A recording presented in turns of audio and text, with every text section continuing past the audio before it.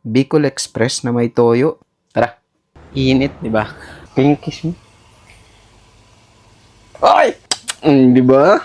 Sarap na. Para-parehas lang yung gatang nandito. Pipigayin sa kilikili. Kailangan lagyan daw ng toyo yung yung Bicol Express. Bad trip. Dad, anong ulam? Comment section tayo.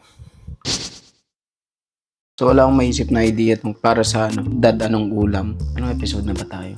4? Pero may naalala ako na comment sa episode 2 ng Dad, anong ulam. Check muna natin. Eto.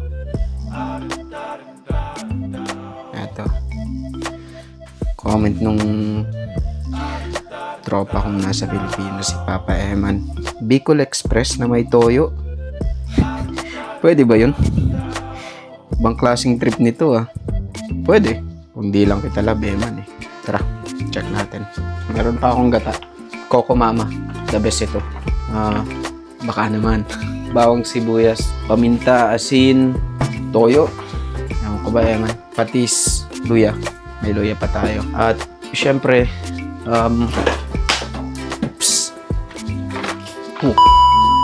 ay. Sili. At syempre, wala yung pinaka-importante. Bili muna tayo ng liempo or kahit na anong part ng baboy. Tara. Makainit. Punta tayo sa SM Laguna. Doon natin bibilin yung mga liempo. Liempo ba? Kahit ano. Yay! Init. Iwanan muna natin nakabukas yan. Ang init dito sa UAE. Layo na naman ang parking natin. Tara. Init, di ba? Napakita ko na ito last time Yan. Pasok tayo. Pa-chop na lang natin. Mga gamit pa natin yung iba sa pangsahog ba? Kailangan pala natin ng ganitong sili. Hindi masyadong manghang. Para hindi naman sumabog yung pet natin. Ang design na rin. Tara. Pwede na yan. Parating din. Sobrang init. Puro paliwanag. Dito tayo mamaya. Ituin na natin yun. Yan na yun. Pare. Kita nyo kanina bumili ako ng siling haba. Tapos konting sili lang kasi matindi tong sili na to. Tsaka bawang sibuyas. Luya. Balik-baliktad. Tsaka yung nadali nating liempo kanina. Tara. Tirahin ko na muna to. Tsaka siyempre Coco Mama. Number 1. Ngayon ko lang ng maninipis to. Ganun din to. Sa totoo lang, ito yung hindi ko madalas lutuin pero gusto ko rin tong dish na to kasi sobrang simple lang niya lutuin. As in, mabilis lang to. Gisa ng karne tapos gagataan. Yun lang. Hindi ko siya masyadong niluluto kasi kami lang dalawa ni Papa ang mahilig sa maanghang dito. Itong luya, hindi ko nababalatan to. Ganito na lang to. Iwain din lang natin to na medyo pino. Ba't may luya? Pero nakasanayan ko kasi kapag may gata, may luya Tapos, habang naghihiwa tayo ng mga sili, painitin ko na to. Kasi, sobrang bilis lang nito. Wala pang 1 minutes to. Yan na. Tulad ng sinabi ko, konting lang, sili lang. Diyan, dami na nga yan Tama na yan. Manghang na yan. Tapos ito, para lang may texture siya, diba? Tikman nga natin. Ayos, hindi siya manghang. Pala. Ay. Hindi siya ganun kaanghang. Siguro nakuha ko lang yung part ng maliit na sili. Yan. Ito lang yung gagamitin natin. Lagay ko na rin ito dito. Tingnan mo, hindi ko pala binuksan yung kalan. Nasa nyo na lang yung itong kawali nyo. Tapos uy! Baby! Ito natin yung baby koy. This is my baby koy. Ba't kaya ganun Yung panganay attach sa tatay. Panganay na babae. Bakit nga ba? Salt and pepper. Tapos, sobrang konti lang yung mantika kasi ito sigurado magmamantika to. Wala tayong gagawin dyan pagka medyo luto na siya. Tsaka tayo maglalagay ng seasonings. Wait na lang natin. Nakita nyo siguro hindi ko pa nilagay to. Kasi kalimutan ko. Joke lang. Hindi, papamantikain muna natin. Tsaka doon na natin igigisa para sama-sama na sila. Alright. Later. Baka magbawas pa nga tayo ng mantika dito mamaya. Ito nga pala ay my own version of alamang. Panunan natin yung isa ko namang anak kong dumalaw sa akin. You love daddy? Yeah. Really? Yeah. Can you kiss me? Ay! So, oy, hindi Huwag niyong isipin yan. Nababakuan lang siya dito sa sa niluluto ko. Maselan talaga si Asi. Pakita ko sa inyo ha. Tik na maulog.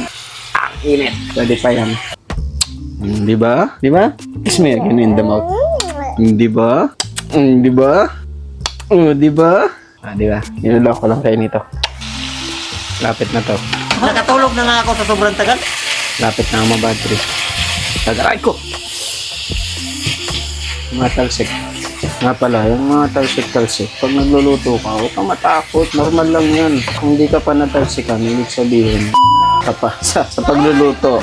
Hindi ka na naapektuhan ng talsik. Sabihin, ano ka na, expert. Diba? Tingin ko okay na tong, pwede na tong lagyan ng ng pangsangkot ka. So, lang yun. Diba? Nag-ano din siya. Nagmantika din siya. Hindi muna natin isama yung sili. So, ay!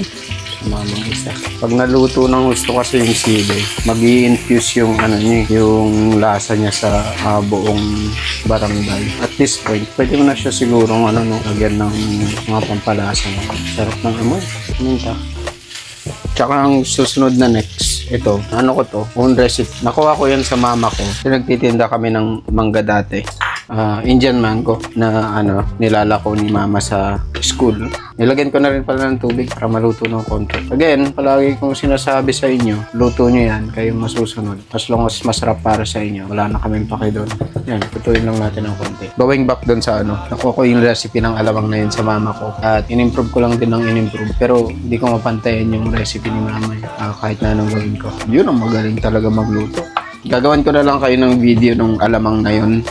Medyo sweet siya. Perfect yun sa sa mangga. Tsaka mangga na maasim. Kahit matamis na mangga. Ang galang naiisip kung pwedeng isaw-saw dun Takpan natin ulit. Alright, kita nyo, hindi ko pa rin nilalagay yung sili kasi tatakot ako Lagay ko muna yung first batch ng gata. Sarap na. Ngayon pa lang, sarap na. Sorry, ang daming tulo. So, hayaan lang natin siya maluto dyan. Dyan natin papalambutin yung karne para rin mag-caramelize yung yung mga onion. Pagka, yan, nakailaw, onion. Iwan muna natin dyan. Pag nag-subside na, tsaka natin ilalagay yung final na gata. Actually, kaparehas lang yung gatang nandito. Wala namang piga-piga dito. Meron, punta ka sa tindahan, papapiga mo, pipigayin sa kilikili. Nga pala, kaya hindi ko siya nilalagay. Medyo natatakot ako kasi alam niyo naman, pag sili, di ba? Kung maanghang siya papasok, mas maanghang siya palabas. Nako po, munti ka nang makalimutan. May purpose nga pala itong pagluluto na to. Ito naman, toyo. Kailangan lagyan daw ng toyo yung yung Bicol Express. Hindi pwede man. Gawa ka na lang ng sausawan. Ibang klaseng trip yan. Bad trip. Ito na ang pinatatakutan ng lahat. So, haluin lang natin to. Oh my God. Konting sabaw pa. Yan, medyo naglalapot na siya. Tingin ko okay na rin yung karne. Kaya, pusin na natin to. Sinahan natin ng konti yung apoy. Ilagay na natin yung huling batch ng gata. Papakuluin lang natin ng konti ito. Tapos, i-plate na natin. Yung mga may hiling maglagay ng sabaw sa kanin. Yan, perfect to. Dinamihan ko ng konti yung sabaw. Tsaka may nakalimutan pa pala ako. Konting, patis. Hindi na ako naglagay ng magic sarap kasi nakalimutan kong bumili. Tara, plate natin.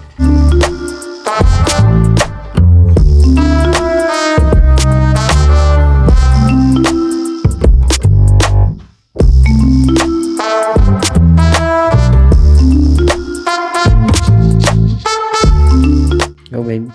Okay. Masarap Diba?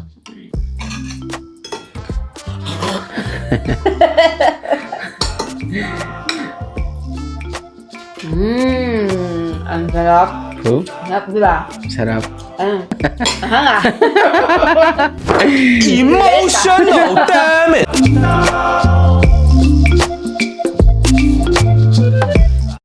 May steak ba? Pwede na yan.